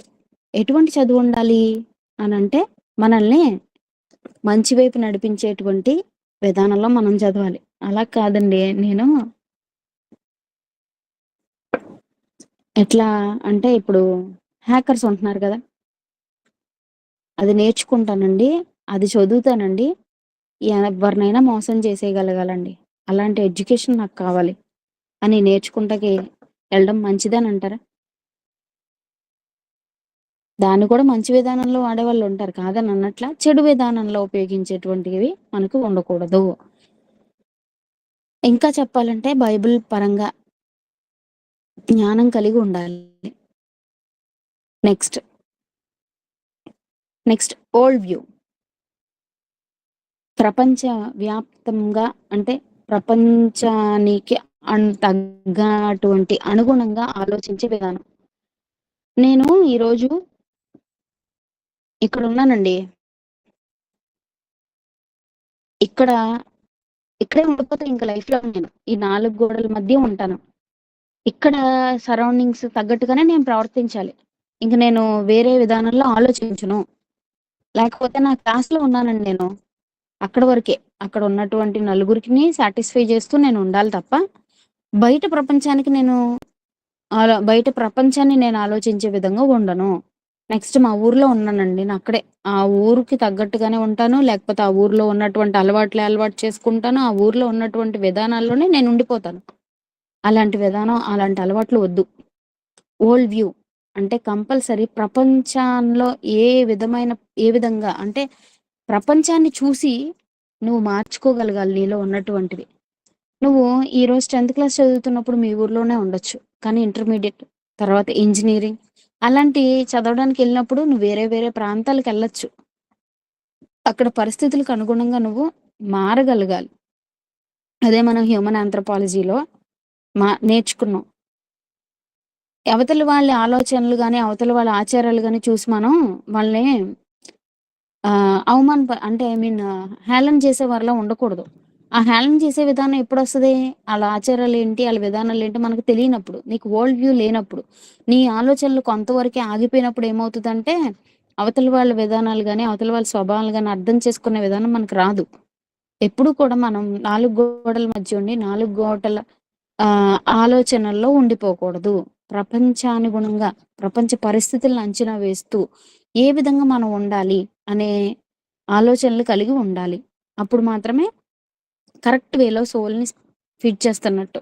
Next connecting with people.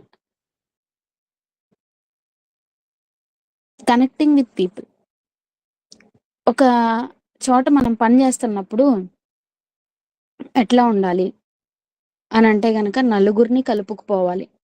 లేదండి నేను ఒక ఇద్దరితో ఉంటానండి, వాళ్ళతో తప్ప నేను ఎవరితోనూ మాట్లాడను, వాళ్ళతో తప్ప నేను ఇంకెవరితోనూ కమ్యూనికేట్ అవ్వను అనే విధానంలో అక్కడే ఆగిపోవద్దు.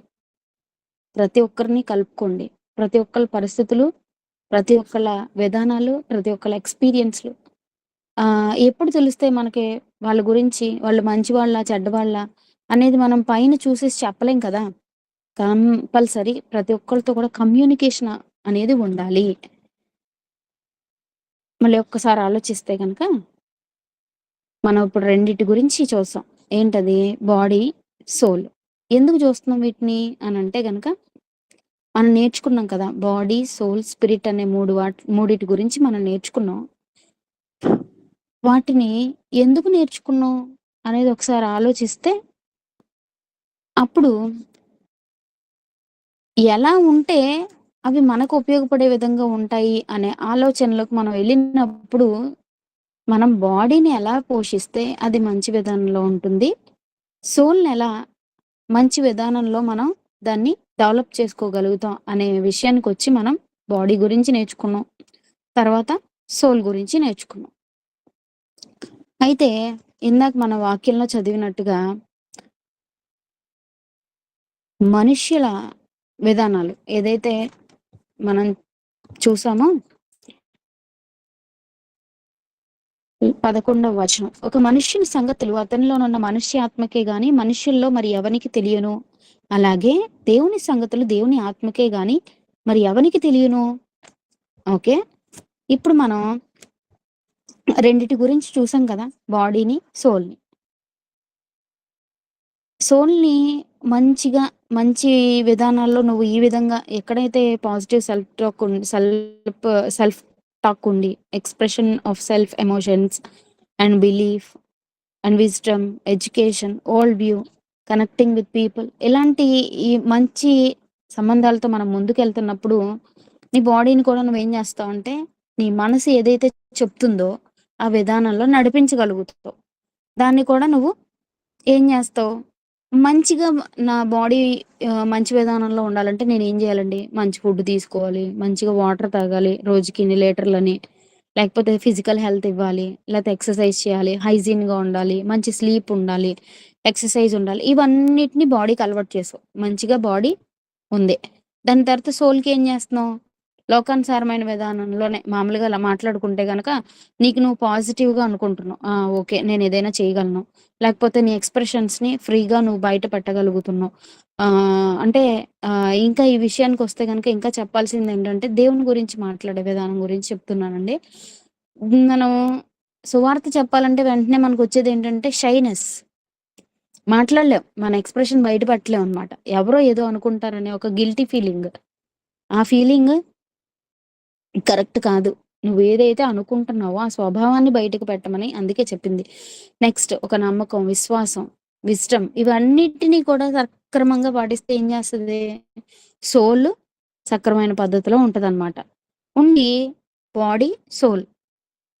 సోల్ ఏ విధంగా అయితే నడిపిస్తుందో బాడీ ఆ విధంగా నడిపించబడుతుంది. ఇదంతా ఇక్కడి వరకు బానే ఉందండి.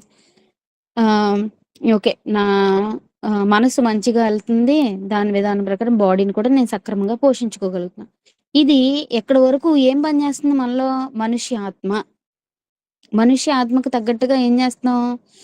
మనిషి ఆత్మని మంచిగా అంటే లోకానుసారంగా అంటే చెడు వైపు కాకుండా మంచి విధానంలో మనం పోషించుకుంటున్నాం. అయితే మరి దేవుని దగ్గర నుంచి వచ్చినటువంటి ఆత్మ పరిస్థితి ఏంటి? దేవుడు మనకి జీవాత్మని ఇచ్చాడు కదా! దాన్ని పక్కన పెట్టేస్తున్నాం. అది జీరో చేసేస్తున్నాం మనం. ఏం చేస్తున్నాం అంటే ఇంకా దాన్ని ఫీడ్ చేయట్లా. ఈ రెండిటిని ఫీడ్ చేస్తే ఎళ్ళిపోతున్నాం అనుకోండి. లోకానుసారంగా బానే ఎదుగుతున్నట్టే. అదే లోకానుసారంగా కాదు మామూలుగా మనం ఒక విధానంలో ఎదుగుతున్నట్టే. కానీ దేవుడు పంపించిన ఆత్మని సరైన మార్గంలో నడిపించాలంటే మనం ఏం చేయాలి? దేవుని విధానంలోకి మనం ఎదగాలంటే ఏ విధంగా చెయ్యాలి? అనేది తెలుసుకోవాలంటే కంపల్సరీ స్పిరిట్‌ని ఫీడ్ చేయాలి. మన ఆత్మని ఫీడ్ చేసుకోవాలి. ఏ విధంగా? అనంటే గనక అసలెక్కడి నుంచొచ్చింది ఆత్మ? అని చూస్తే దేవుని దగ్గర నుంచొచ్చింది. దాన్ని ఎలా ఫీడ్ చేయాలి? దాన్ని ఫీడ్ చేయాలంటే దేవుని ఆత్మతోనే ఫీడ్ చేయాలన్నమాట. స్పిరిట్‌ని ఎప్పుడు కూడా విశ్వాసంతో నింపాలి. ఫెయిత్. ఫెయిత్ కలిగి ఉండాలి. ఆహ్, హ్మ్. ఎలా అండి? మామూలుగా మనకంత టైం ఉండదండి. మామూలుగా అస్తమాను ప్రేయర్ చేసుకోవాలి రోజంతా అంటే గనక అని అనుకుంటున్నాం అనుకోండి. ఏం చేయాలి? కనీసం మనకున్న టైంలోనైనా ఒక మిషనరీ స్టోరీ విన్నాం అనుకోండి. వాళ్ళు చేసినటువంటి పరిస్థితులు, వాళ్ళు ఉన్నటువంటి పరిస్థితుల్లో వాళ్ళు చేసినటువంటి త్యాగాల్ని మనం గుర్తు చేసుకుంటే ఏమనిపిస్తదంటే, ఒక్క క్షణం దేవుడెంత గొప్పవాడో, లేకపోతే వాళ్ళు చేసినటువంటి సేవ ఎంత గొప్పది. ఆ క్షణం మనకేమనిపిస్తదంటే, మన స్పిరిట్ అనేది బలపడతది. ఫెయిత్‌లో బలపడతదనమాట. ఎవరిదైనా మంచి సాక్ష్యం విన్నాం అనుకోండి, ఆ క్షణం మనం ఆత్మీయంగా బలపరచబడినట్టు ఉంటాం. కంపల్సరీ అబ్బా! చాలా బావుంది వీళ్ళ సాక్ష్యం. వీళ్ళు దేవుడిని చాలా మహింపరిచారు. దేవుడి మీద విశ్వాసం ఉంది కాబట్టి ఆ విధంగా జరిగింది అని అనిపిస్తా ఉంటది. ఆ విధంగా ఫెయిత్ తోటి మన యొక్క స్పిరిట్‌ని పోషించగలగాలి. హోప్. దేవుని మీద నమ్మకం ఉంచాలి. దేవుని మీద నమ్మకం ఉంచడం అనేది ఎప్పుడు జరుగుతది అనంటే గనక, దేవుడు ఆల్రెడీ మన లైఫ్స్‌లో చాలా చేసేసుంటారు. ఎన్నో పరిస్థితులు. ఇదసలు జరగదు. ఇదసలు అసాధ్యం. అసలు నాకు ఈ జాబ్ రావడం అనేది అసాధ్యం అన్న టైంలో దేవుడు ఏదో ఒక గొప్ప కార్యం చేసుంటారు నీ లైఫ్‌లో. అది నీకు రాదు అనుకున్న దాన్ని తీసుకొచ్చి నీ చేతిలో పెట్టేసి ఉండొచ్చు. ఆ క్షణాన్ని నువ్వు మర్చిపోయేవాడిగా ఉండకూడదు. ఎల్లప్పుడూ గుర్తు చేసుకొని, నా దేవుడు నాకున్నాడు అనే హోప్ అనేది ఎప్పుడు కూడా నువ్వు తీసేసుకోకూడదు. ఒకవేళ నీకు ఇప్పుడు ఈ టైంలో నువ్వు అడిగింది కొంచెం లేట్ అవుతూ ఉండొచ్చు. దానికి ఆ హోప్‌ని మిస్ చేసుకోకూడదు. లేకపోతే ఆ హోప్‌ని తగ్గించేసుకోకూడదు. నీకు అంత గొప్ప కార్యం చేసిన దేవుడు ఇది ఇవ్వడం ఏమన్నా ఆయనకి ఇబ్బందా? కాదు. కానీ దానికి కూడా ఒక టైం ఉంది. దేవుడు ఆ టైంకి నాకు ఇస్తాడు అనే హోప్ని నువ్వు విడిచిపెట్టేవాడుగా ఉండకూడదు. నీ స్పిరిట్ని బలహీనపరచకూడదు. హోప్ కలిగి ఉండాలి. తర్వాత అన్కండిషనల్ లవ్. అన్కండిషనల్ లవ్ దీనికి చెప్పాలంటే యేసుక్రీస్తు, జీసస్. ఈ అన్కండిషనల్ లవ్ని గుర్తు చేసుకోవాలి అని అంటే దేవుణ్ణి మాత్రమే మనం ఎగ్జాంపుల్గా చూపించుకోగలుగుతాం. అంత అటువంటి అన్కండిషనల్ లెవెల్లో లవ్ ప్రేమను చూపించాలి అని అంటే దేవుడు తప్ప ఇంకెవ్వరు చూపించలేదు. మనుషులకి అసాధ్యమైందనమాట. శిలువపై ఉన్నప్పుడు కూడా దేవుడు ఏం చెప్పారంటే ఆయన్ని ఇబ్బంది పెట్టిన వాళ్ళని సైతం క్షమించేటువంటి విధంగా ఆయన తండ్రికి ప్రార్థన చేశారు. మనం ఎక్కడున్నాం అంటే కనీసం కొంచెం మన వైపు కోపంగా చూసిన వాడిని కూడా మనం క్షమించలేని పరిస్థితి. మనతో కొంచెం ఇబ్బందికరంగా అంటే ఐ మీన్ కొంచెం మన మీద ద్వేషం పెంచుకున్నవాడినో లేకపోతే మనకి అసలు వ్యతిరేకమైన పని ఏదైనా చేశాడు అనుకోండి అవతల వాడు, ఇంకా అక్కడితోటే మన ప్రేమ అనేది చల్లారిపోద్ది. అవతల వాడు ఎంత మనకి ఇష్టమైన వ్యక్తి అవనివ్వండి, మనకి ఇష్టం లేని పని చేయగానే ఆటోమేటిక్గా ప్రేమ అనేది నశించిపోద్ది అనమాట. కానీ ఆ విధానంలో వద్దు. మన ఆత్మని మంచిగా పోషించుకోవాలి అని అనుకుంటే గనక కంపల్సరీ మనం ఆత్మని పోషించే విధానంలోకి అన్కండిషనల్ లవ్ని చేర్చాలి. దేవుడు అందరిని ప్రేమించమని చెప్పారు. దేవుని దృష్టితో లోకాన్ని చూడడం అలవాటు చేసుకోవాలి. మన ఆలోచనలు, మన స్వభావాలు, మన ఎమోషన్స్కి తగ్గట్టు లోకాన్ని చూడడం కన్నా ఎక్కువ దేవుని దృష్టితో లోకాన్ని, లేకపోతే దేవుని దృష్టితో అవతల వ్యక్తిని చూసే విధానం మనం నేర్చుకోవాలి. వర్షిప్, దేవుని ఆరాధన చేయగలగాలి. సాధ్యమైనంత వరకు జ్ఞాపకం చేసుకుంటూ ఉండండి. మనసులో, హృదయంలో ఆరాధన చేసుకోండి. దేవుని ఆరాధనలో ఎక్కువ గడపటానికి ఇష్టపడండి. ప్రేయర్, ప్రార్థన. ఈ విషయానికి వస్తే మనం మాత్రం మనకి దేవుడు 24 గంటల్ని రోజులో ఇచ్చారు. వారానికి 7 రోజులు ఇచ్చారు. చివరిలో విశ్రాంతి దినం కింద ఒక రోజుని దేవుని కోసం గడపమని అడిగారు.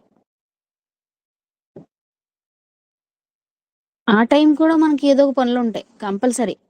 ఆరాధనకి వెళ్ళడానికి కూడా ఆ టైంని సెట్ చేసుకోవడానికి నీకు చాలా కష్టమైపోతూ ఉండొచ్చు.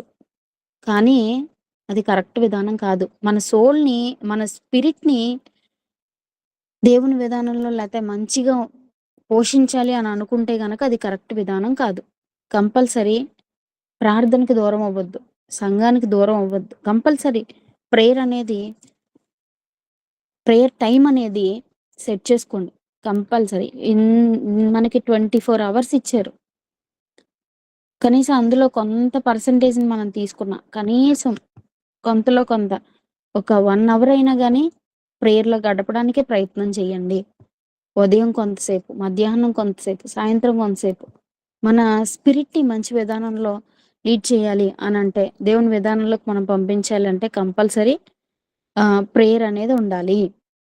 దాని తర్వాత మెడిటేషన్, ధ్యానం. అంటే మనం ఏదైనా వాక్యాన్ని వింటాం, ఎక్కడైనా వింటాం. అది ఎప్పుడు ఎక్కువగా మనం యూట్యూబ్లో వింటున్నాం, లేదు ఈరోజు మార్నింగ్ నేను ఒక వాక్యాన్ని చదివాను అనుకోండి, దాన్ని నెమరు వేసుకునే విధానం మనలో పెరగాలి. పొద్దున్న చదివాం కదా, అక్కడితో అయిపోయింది అని అనుకుంటే సరిపోదు. ఫర్ ఎగ్జాంపుల్, ఒక గేదెని తీసుకున్నాం అనుకోండి, అది గడ్డి తినేసిన తర్వాత ఏం చేస్తుంది అంటే కూర్చొని తాయితీగా నెమరు వేసుకుంటా ఉంటుంది అనమాట. అది దాని డైజెషన్కి మంచిగా హెల్ప్ అవుతుంది. అలాగే మన స్పిరిట్ని మనం మంచి విధానంలో లీడ్ చేయాలి, లేకపోతే మంచిగా ఉంచాలి అని అనుకుంటే కంపల్సరీ విన్న వాక్యాన్ని, దేవుని పరంగా విన్న వాక్యాన్ని కానివ్వండి, దేవుని మాటని కానీ మనం ఏం చేయాలి అని అంటే మననం చేసుకుంటూ ఉండాలి, నెమరు వేసుకుంటూ ఉండాలి. ఫర్ ఎగ్జాంపుల్, అబ్రహాం జీవితాన్ని తీసుకున్నాం. ఈరోజు అబ్రహాం గురించి చదివామనుకోండి, అబ్రహాం గారి జీవితం ఏంటి, ఆయన ఎలా బ్రతికారు? దేవునికి అబ్రహాంని ఏమంటాం అంటే విశ్వాసులకు తండ్రి అంటాం. ఆ విశ్వాసులకు తండ్రి అనే పేరు ఏ విధంగా తెప్పించుకోగలిగారు అసలా? ఎలా బ్రతికితే తెప్పించుకోగలిగారు? ఇస్సాకు పుట్టాడు. ఎన్నో సంవత్సరాల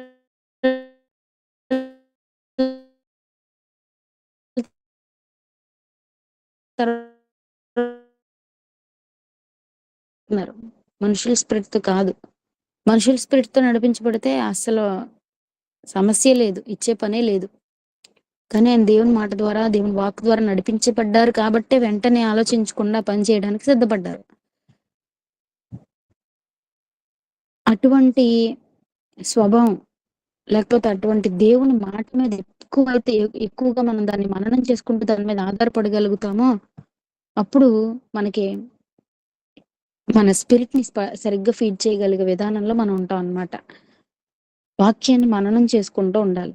కంపల్సరీ. నెక్స్ట్ చివరిగా ఏంటంటే మెయిన్ వర్డ్ ఆఫ్ గాడ్.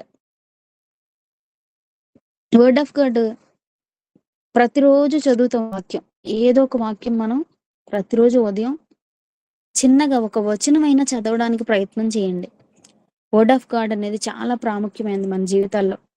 మన బైబిల్ ఇప్పుడు మీకు ఒకవేళ ప్రేయర్ చేసుకోవడం గానీ, ఇది గానీ కుదరట్లేదు అనుకున్నాం అనుకోండి.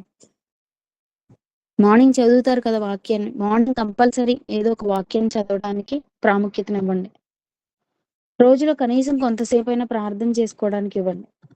మనకి 24 గంటల్లో మనం కొన్ని గంటలు నిద్రపోవడానికి తీసేస్తాం. కొన్ని గంటలు టైం పెట్టుకుంటాం. కొన్ని గంటలు ఫోన్ చూస్తాం. కొన్ని గంటలు మనం డైలీ యాక్టివిటీస్ చూసుకుంటాం. కొన్ని గంటలు ఫుడ్. ఇలా అన్నిటికీ టైంని సెట్ చేసుకుంటున్నాం. మనం ప్రార్థనకి సెట్ చేసుకోవట్లేదు. ఈ టైంకి నేను ప్రార్థన చేసుకోవాలి. నువ్వు ఎన్ని గంటలైనా నిద్రపో. కానీ 5 గంటలకు లేచి నేను ప్రార్థన చేసుకోవాలి. లేదు మధ్యాహ్నం భోజనానికి వచ్చిన తర్వాత 1 గంట ప్రార్థన చేసుకోవాలి. లేదు సాయంత్రం నేను పడుకునే ముందు కనీసం ఒక పావు గంటను ప్రార్థన చేసుకుని పడుకోవాలి. ఆ విధానాన్ని అలవాటు చేయండి. అప్పుడు స్పిరిట్ అనేది మంచి విధానంలో పోషించబడుతుంది. ఈ వర్డ్ ఆఫ్ గాడ్ అనేది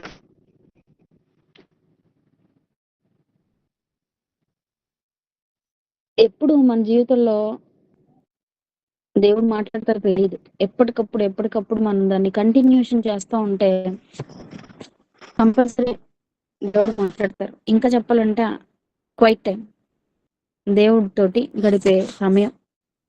ప్రేయర్ అయిపోయిన తర్వాత కొంత సమయాన్ని దేవుడికి ఇవ్వండి. మనం మాట్లాడుతున్నాం కదా, మనం ప్రేయర్ చేస్తున్నాం, మనం దేవుడికి మన యొక్క బాధను వినిపిస్తున్నాం. కానీ దేవుడు మనతో మాట్లాడడానికి అవకాశం ఇవ్వట్లేదు. క్వైట్ టైం కంపల్సరీ క్వైట్ టైంని పాటించి ప్రేయర్ అయిన తర్వాత క్వైట్ టైం పాటించండి. దేవుని స్వరాన్ని వినడానికి ప్రయత్నం చేయండి. దేవుని స్తుతించుకోండి మనసులో. మరి ఇంత ఎక్కువగా కొంచెం దేవుడితో కనెక్ట్ అవ్వడానికి ప్రయత్నం చేయండి. క్వైట్ టైం అనేది చాలా బాగా యూజ్ అవుతుంది. దాన్ని అలవాటు చేసుకోండి. ఓకే. ఇవన్నీ బాగా చేస్తున్నప్పుడు ఏమవుతుందంటే మనిషి ఆత్మ కాకుండా దేవుని ఆత్మ ద్వారా మనం నడిపించబడే అవకాశం అనేది ఎక్కువగా ఉంటుందన్నమాట. ఎప్పుడైతే స్పిరిట్ ని చక్కగా పోషిస్తామో ఆ స్పిరిట్ ద్వారా సోల్ నడిపించబడుతుంది. సోల్ ద్వారా బాడీ నడిపించబడుతుంది అన్నమాట. ఇవన్నీ కూడా సక్రమైన విధానంలోకి వస్తాయి. అలా కాదండి, నేను బాడీ మాత్రమే పోషించుకోగలుగుతా, సోల్ ని కొంచెం ఏదో అలాగా, దాని తర్వాత స్పిరిట్ ని అసలు పట్టించుకోను అని అనుకున్నాం అనుకోండి, బాడీ మంచిగా డెవలప్ అవుద్ది. ఎగ్జాంపుల్ తీసుకోవాలంటే అమెరికా తీసుకున్నాం అనుకోండి, అమెరికా పిల్లోళ్ళలా ఉంటుంది. సోల్ వచ్చేటప్పటికి ఇండియన్ పిల్లోళ్ళలాగా ఉంటుంది అనమాట. అదే స్పిరిట్ ని తీసుకున్నాం మొత్తానికి వదిలేస్తాం. ఆఫ్రికా పిల్లోళ్ళలాగా తయారైంది పాపం, ఏమీ లేక అనుకోండి. ఈ 3 ఒక విధానంలో నడిపించబడవు. ఎవరి ఇష్టం వచ్చినట్టు ఆ విధానంగా దేనికి నచ్చినట్టు దానికి తయారవుతూ ఉంటది అనమాట. ఎప్పుడైతే స్పిరిట్ ని మనం సరిగ్గా లీడ్ చేస్తామో దాని ద్వారా మనం మొత్తం హోల్ బాడీని మంచి విధానం అంటే ఏంటి అంటే దేవుడు ఏ విధంగా అయితే చెప్పారో, దేవుడు ఎందుకు మనల్ని ఎలా నడవమన్నారు, ఏ విధంగా నడిస్తే నీకు మంచిది, నీ భవిష్యత్తు ఎరిగిన దేవుడు, లేకపోతే నీ గురించి నిన్ను పుట్టింపక మునిపే, తల్లి గర్భాన్ని పుట్టక ముందే నిన్ను సృజించారో, ఏ ఉద్దేశంతో అయితే సృజించారో ఆ విధంగా నువ్వు వెళ్ళాలి అని అంటే గనక నీ స్పిరిట్ ని కరెక్ట్ గా పోషించగలిగితే అది ఈ రెండింటిని కూడా దేవుని చిత్తానికి దగ్గర చేసే విధంగా నిన్ను నడిపిస్తాయి.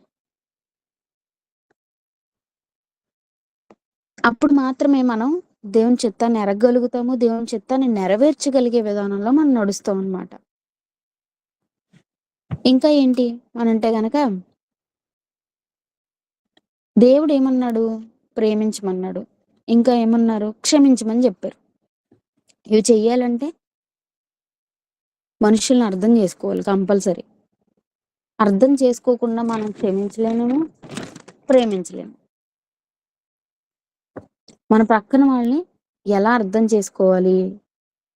దేవుడు ఎందుకు క్షమించగలిగాడు, ఎందుకు ప్రేమించగలిగాడు? మనం ఎందుకు చేయలేకపోతున్నాం అలాగా? ఒకసారి ఆలోచించుకుంటే గనక కారణం ఏంటంటే మనిషిని దేవుని స్వారూప్యంలో తయారు చేశారు. ఆయన పోలిక చొప్పున తయారు చేశారు. మనం ఏం చేస్తున్నామంటే మనకి నచ్చినటువంటి విధంగా మనిషిని చూస్తున్నాం. అంటే మనిషి హైట్ గా ఉన్నాడు, లేకపోతే అందంగా ఉన్నాడు, లేదంటే మంచి డబ్బు కలిగి ఉన్నాడు, మంచి హోదా కలిగి ఉన్నాడు, పేదరికంలో ఉన్నాడు, లేకపోతే డబ్బు లేదు, అందం లేదు. ఈ విధానాలతో చూస్తున్నాం మనం. ఎప్పుడు ఈ విధానాలతో చూస్తామంటే మన స్పిరిట్ సరిగ్గా ఫీడ్ అవునప్పుడు ఈ విధానాలతో చూస్తాం. ఎప్పుడైతే నీ స్పిరిట్ మంచి విధానంలో ఫీడ్ అవుతుందో, ఆత్మీయ పరంగా ఎదుగుతుందో, అప్పుడు నువ్వు ఈ క్యాలిక్యులేషన్స్ చేసుకో. దేవుని స్వారూప్యంలో మనుషులందరినీ తయారు చేశాడు. ఆ దేవుని స్వారూప్యంలో మాత్రమే నేను మనిషిని చూడగలగాలి. కానీ మనం ఏం చేస్తున్నాం? సాతాను స్వరూప్యంలో చూస్తున్నాం, హెచ్చుతగ్గులతో చూస్తున్నాం, తారతమ్యాలతో చూస్తున్నాం, మనల్ని హెచ్చించుకుంటున్నాం. అది సాతాను విధానం. ఎంత ఇన్ని నేర్చుకున్నప్పటికీ మనకు ఆ విధానం పోలేదనుకోండి, మన స్పిరిట్ ని కరెక్ట్ విధానంలో పోషిస్తున్నట్టు కాదు. ఎలా పోషిస్తున్నాం అంటే మనకు నచ్చిన విధానంలో మనం పోషిస్తున్నాం. అలా పోషిస్తే మనం దేవుని చిత్తాన్ని నెరవేర్చలేము, దేవుని చిత్తానికి దగ్గరకు కూడా వెళ్ళలేము అన్నమాట. ఎప్పుడైతే యేసుక్రీస్తు ప్రభువుల వారిని సిలువ వేశారో, ఆ సిలువ వేసినప్పుడు ఆయన చెప్పినటువంటి ఇందాక మనం మాట్లాడుకున్నాం, వీరు ఏం చేస్తున్నారో వీరికి తెలియదు కాబట్టి వీరిని క్షమించు ప్రభువా అని చెప్పారు. ఎలా చెప్పగలిగారు ఆయన అంటే మనుషులందరినీ సృష్టించింది ఆ దేవుడే. వాళ్ళ నరకంలోకి వెళ్ళకూడదు, వారికి క్షమాపణ అనేది కావాలి. ఆ క్షమాపణ అడిగే పరిస్థితుల్లో వాళ్ళు లేరు, వారు క్షమింపబడాలి. కాబట్టి ఆయన వారి కోసం ప్రార్థన చేశాడు. ఈరోజు మనం మన శత్రువుల కోసం ప్రార్థన చేయగలుగుతున్నామా? లేదు. మనలో ఉన్నటువంటి స్వభావం అంతవరకు మనల్ని తీసుకెళ్ళలేకపోతుంది. ఎందుకు అని అంటే కనుక దేవుని ఆత్మతో మనం నడిపింపబడలేకపోతున్నాం.